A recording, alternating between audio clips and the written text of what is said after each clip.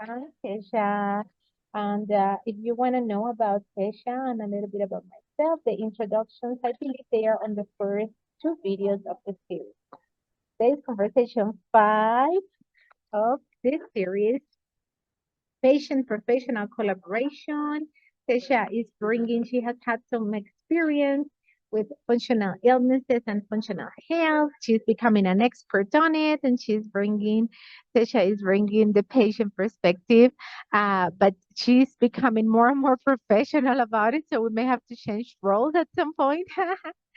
And then I'm bringing the professional perspective for now. I have also been a patient with FND. My story is in my website. And today we're talking about social media and functional illnesses or FND, functional health, right? Because I always like to look at both sides of the spectrum. So Tesha, tell us whatever you want to tell us. You can tell us where are you now? What has been happening with you a little bit, and then jump in social media. How do you use it? What do you think of it? And take it from here. How about that? Hi, my name's Teja. I know it's been a bit since the last video. Um, I'm coming in from Boston now. I'm usually in England. I go to pharmacy school, but in Boston for the summer to see some friends and work a little bit. Um, yeah, things are going pretty well for me. I'm really enjoying some time off, kind of studying all the time and just working a few days a week and seeing some friends. Recently achieved 6 months seizure free, so I'm very happy about that. Um, and yeah, I feel like things are going really well for me. Um, I think on the topic of social media and FND, it's a really hard one. Because at least historically, social media or oh, sorry, I'm 21. About to turn 22. Um, for FND and social media, like the general public or even sometimes the medical field hasn't known a lot about FND. And social media is definitely a way that can spread awareness to people like that aren't in the medical community, especially, right? And it can be a way for people to tell their stories, especially if they're isolated or feeling isolated by their symptoms and get support that way. Um, and at the same time, as a patient, I've noticed a lot of misinformation about the condition online. Um, and there are also people who maybe aren't posting misinformation, but are posting like a lot of really heavy videos about symptoms. And it makes me wonder how that impacts viewers, because I know social media can be a place to connect with friends and kind of, a lot of my day-to-day life might be kind of heavy sometimes, and it can be kind of a distraction. Um, and I think I don't know how to reconcile those two things, right? Of sharing that part of the story. And I don't know how that can be done effectively on social media. Um, and I think increasingly providers are noticing how much FND is on social media, and that also kind of sometimes creates dissonance. So I guess it's a nebulous, kind of complex topic, but yeah, I think it'd be good to get your thoughts on it as well, because I know you're very active at combating misinformation too, which is really important. Thank you so much. So, of course, like everything else, there are good things and bad things about social media.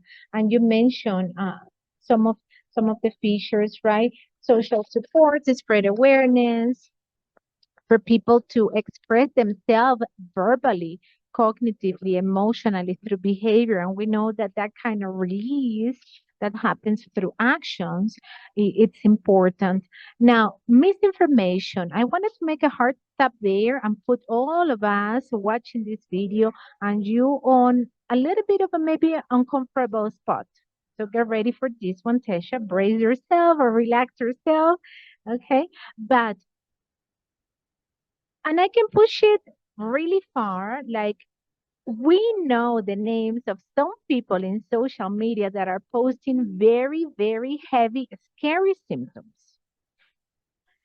And I go there sometimes and I tell them like, hey, are you ready to learn? Are you ready to guide people to the right thing? But what should be our position? I consider you and me social activists. We're not playing around. We're doing our part. We're studying personally, professionally. So do we denounce them? What do we tell them? What do we tell the doctors that have to do about it? Because there are accounts there. Should doctors and professionals review these accounts, denounce the accounts? I mean, what is our responsibility? And you can tell me as a doctor, you can think about it, or you don't have to answer, right? Then the other thing, and now let's lower it down a little bit because that was a little heavy.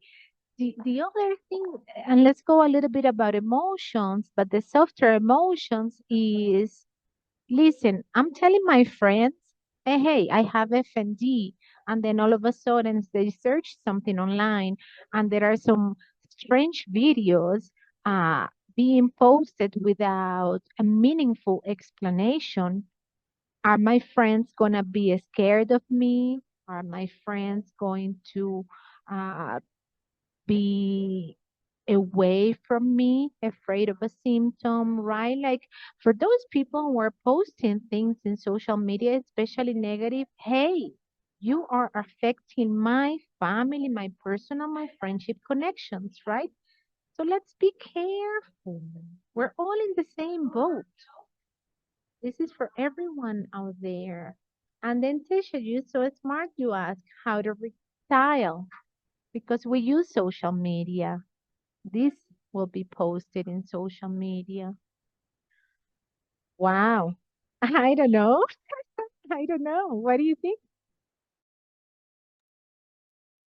Um, I wanted to comment first on the, how it affects family and friends viewing videos and things like that. I think that's a tricky one, because, specifically, we could use the example of functional seizures, right? If someone gets that discomfort from watching a video and then they want to feel fear, but you as an individual are having functional seizures, it's probably going to be even more scary to witness in person. So I do acknowledge that kind of not normalizing or desensitizing. And at the same time, me as an individual with seizures, I just struggle to, it's like someone is at their most vulnerable in that moment. And I don't know how, I know for me, I've had caregivers video them for love, for like providers and things like that. But I have never watched one of those videos. I never want to watch one of those videos, and I would never want it shared. And it to me doesn't necessarily, it's a very vulnerable position to be in. It's a very hard thing to experience. And I feel like seeing it on social media can make light of it. So it's less so for me that I'm worried that, loved ones might get scared and not want to hang out with me, because that is a reality that if someone has seizures, they could have a seizure around you. But it's also less that it almost feels disrespectful to both parties that, I also have friends with epilepsy, and when they have seizures, it can be really scary. Because for them, it can be life-threatening. And so for someone to post a video of that, it just, I feel like sometimes makes light of what it is. And as an individual with seizures, I wouldn't want to do that. And I respect that everyone has differences on that, but I do agree that for the viewer, it can be really hard to watch for that reason. Yeah, I totally agree and understand. I really like what you said. Yeah, it's important to normalize the disease because diabetes, it's normal. And, I mean, it's not normal, it's a disease, but there are no stigma or strong emotions around it, right? Like high blood pressure. So let us normalize functional illnesses because it's happening very commonly. So, I like something that you said, let us desensitize ourselves to it in a manner like, let us get closer to it. Let us not be afraid. Let it not be a mystery. Let it not be funny. Let it be a healthy relationship with another human being, and actually a very large population that goes from children to elderly. Is the commonest illness that affects the nervous system in humans these days. And what you said, the person at that time in social media is very vulnerable. I really don't know how they can post their videos having the dysfunction. I also don't watch them for too long, just a few seconds, and then I kind of stop. And one of the reasons is because one, I don't want to give views to that to just a symptomatic video that is very long without the cognitive explanation because I don't want to encourage the spread. We know there are hypnosis mechanisms, right? Like we can see and we can imitate, and people get views and people can imitate it. And also, there is fear and there are emotions there. So I don't want to feel scared. I don't want to feel mad. I don't want to feel strong emotions around it. I think it's a polemic topic. The FND community, we are a very big social group. And I really like what you said. We need to make light of what it is. So again, the ball is in our court. How do we, you and I today, make light of what it is? And how do we use social media in the positive manner, not in the detrimental one? So from now on, how do we, the FND community, who cares about the community, who have experience dysfunction and discomfort in our organism, how do we make light of what it is, make justice, do the right thing for the community using the social media tool? What comes to your mind? What are you already doing? What is your social media account? What else can we do? Trying to think. I think, I don't know, and maybe others will relate to this, but even outside of FND, there's a lot of reasons to be mad right now. There's a lot of reasons for anger, for sadness. And I have found that when I'm thinking about like the most productive ways to engage in things like, like you were talking about activism, I have found the most kind of healing or ability to make peace with what's going on in the world, and live the life that I want to live and still experience happiness and connection and things like that by engaging with people with aligned goals, by leaning into, things that feel really aligned with who I am. And of course, going to protests and engaging with people who disagree is important. But, I think it's very easy to have an issue with something. It's a lot harder to propose a solution.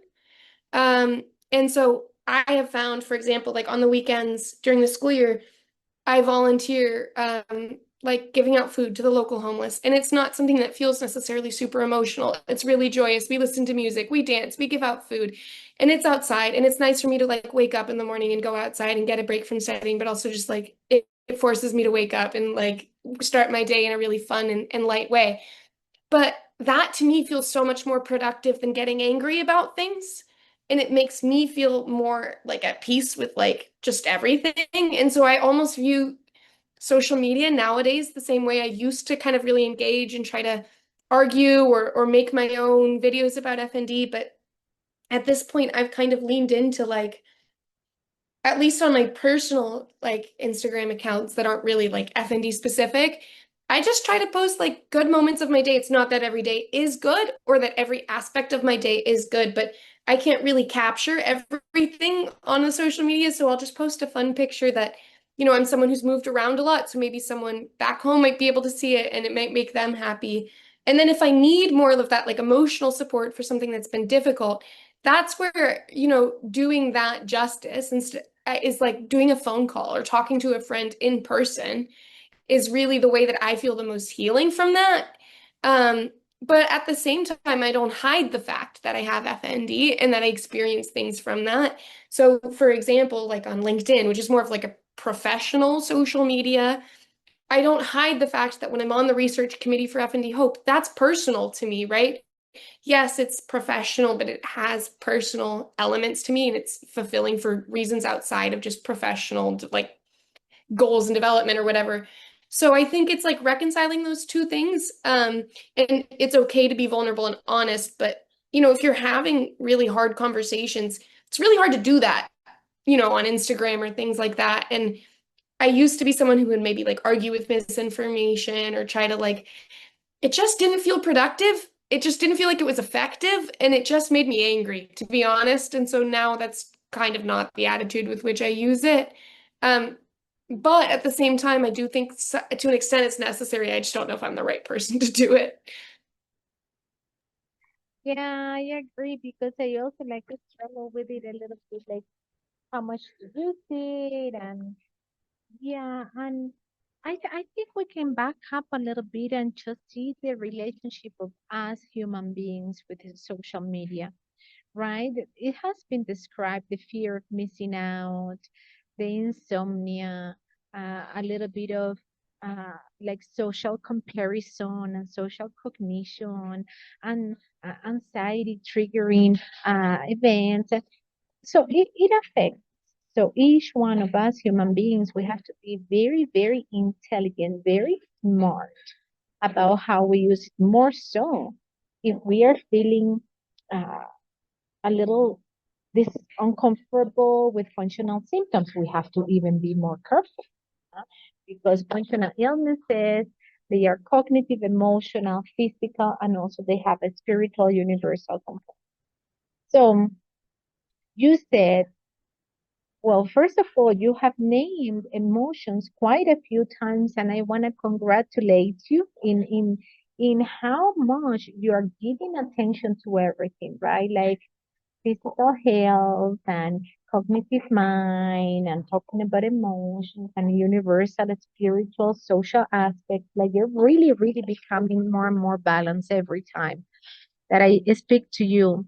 So how do we use it? Yeah, activism, being real about emotions, but also like talking to people and spending our energy aligning goals.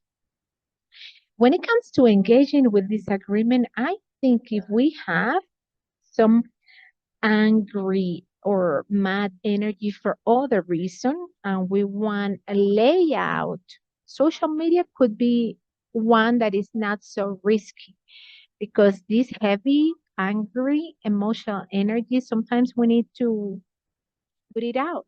So social media saying something like I'm angry or this happened or just getting into a little bit of a disagreement, it could be a healthy way of letting this energy out and not affecting a direct, close personal relationship. But yeah, especially going there to propose solutions, right? Now, what I am seeing, I have this collaboration and growth program. You're one of my collaborators. The community, the people who is collaborating with me, the majority has a hate relationship with social media. But for us to do the education and the social activism and even reaching out to friends and family, there is a little bit of a resistance there. So what I think a little bit of it could be because of overwork, feel overwork, because of technology, and there are certain cognitive features around technology. But I think the FND community, they are not as present in social media as they are present out there in the world. What do you think?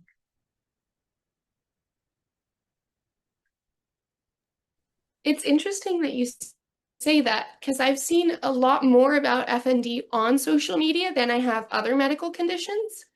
Um, and it's interesting to me because it feels like patients kind of are either extreme with FND that I've met. Some of them are really involved on social media and with those accounts.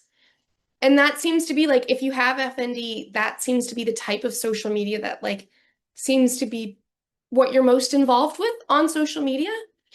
And then there are people who kind of just don't use social media and have FND.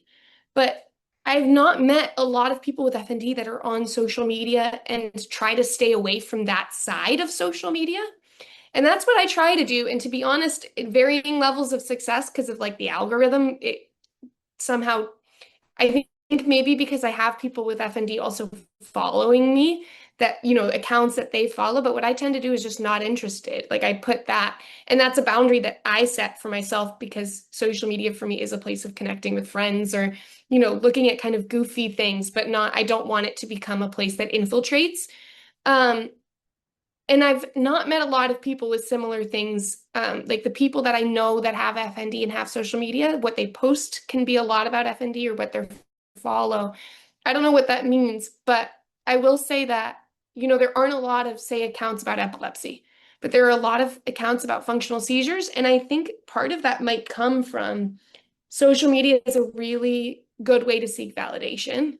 And FND is really historically misunderstood. Currently, still, there's a lot of misunderstanding. A lot of patients feel really hopeless. And as you said, there are a lot of people with FND. And so when you make a post on social media, it's not hard to find people with it. And you have a common experience, and it can be isolating, and you can connect virtually without having to like leave the house. Um, and I think that might potentially be a reason, right? Is maybe people with other medical conditions might not necessarily be seeking as much understanding or validation because they already feel that. I mean, that's just like a random theory, right? I don't know if that's true. Um, but I do think I've noticed kind of either extreme and that it's really hard, to be honest, as someone with FND, for it not to come into my feed. And I've had, because I'm in kind of studying a healthcare field, like I will get sent by friends actually, like to be honest, sometimes mocking the people in the videos. And it's kind of interesting to play both sides because I know that other people, even without FND, are being sent the videos. So I don't really know, again, how to reconcile that, right? I don't like that video as a person with FND, to be honest. And I actually completely understand why it's being made.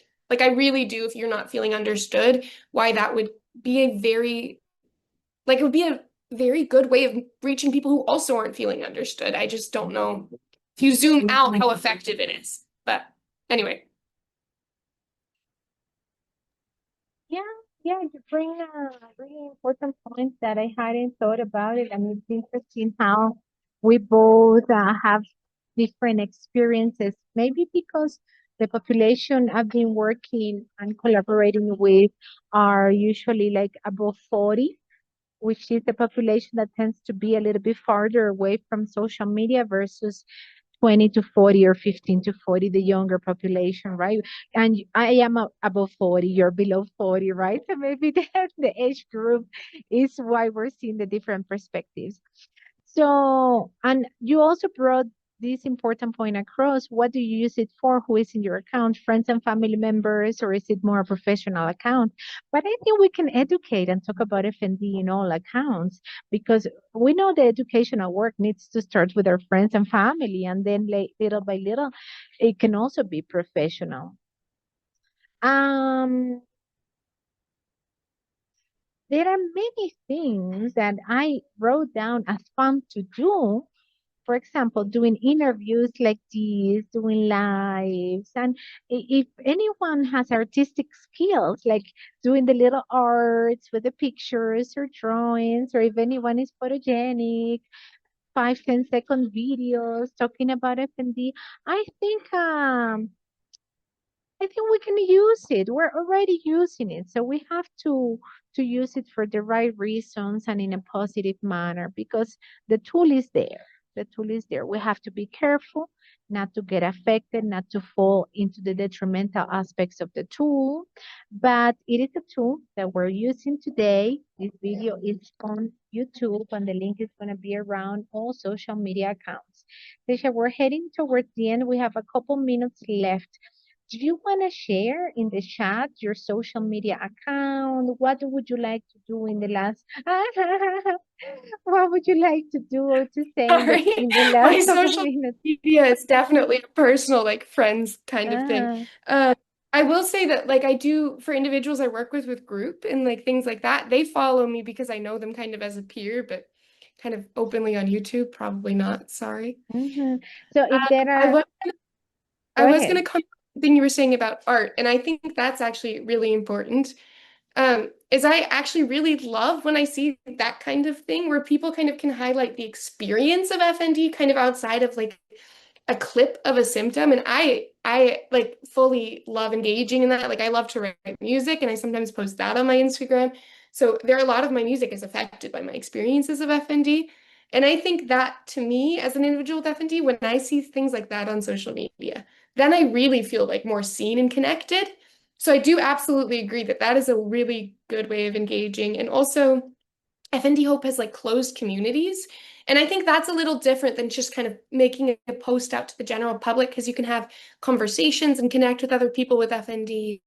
And those I don't engage with as much because I don't really understand how to use Facebook, but I love that, that can be a really good, like kind of closed space. It feels better, but I don't know. I think it's hard, right, to figure out the balance between like separating that. And I will also like sometimes because I don't hide that I have FND from friends and family. So like for FND Awareness Month, I made like a post on my story of like family and friends that I'm grateful for being there for me, right? And so I don't hide it. I don't like not reveal that side of my life, but I think it's hard to capture sometimes. And so I try to do that maybe through music and things like that. That is right. Your music, your songs, your guitar playing. You have to send us some of those videos too. Maybe we'll post a little clip in our next meeting, or maybe you'll show us the guitar. Yes. So if people want to get in touch with you, I think what we have been sharing is your email address, especially those below 40 that want to be in your groups and collaborate with you. And then, so I think we're going to leave it at that today for everyone, for all of us to do a little bit more. Oh, there it is, your email, to do a little bit more reflection, right, around how are we using social media? What is our interaction with it? And always choose the path of light. Teja, has been a pleasure to talk to you. I will see you again in the next conversation. A summary of what's coming up is in the uh, description at the bottom of the video. Talk soon. Thank you everyone for watching. Share the video. Stay connected. Collaborate with us. Bye bye.